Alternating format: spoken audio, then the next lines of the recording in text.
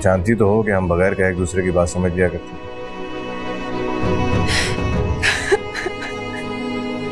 क्या हुआ मरियम, रो क्यों रही हो?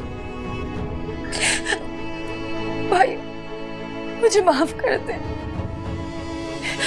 एक मोहब्बत हासिल करने के लिए मैंने अपनी इतनी मोहब्बतें छोड़ दी और मिला क्या सिवाय अजियत, बदनामी और तन्हाई के।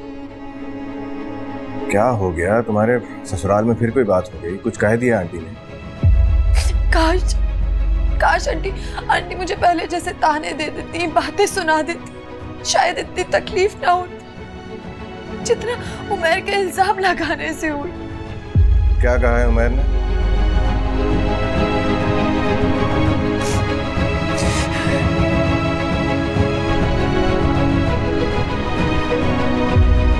यकीन माने बहन, आपके आने की बहुत खुशी है मुझे।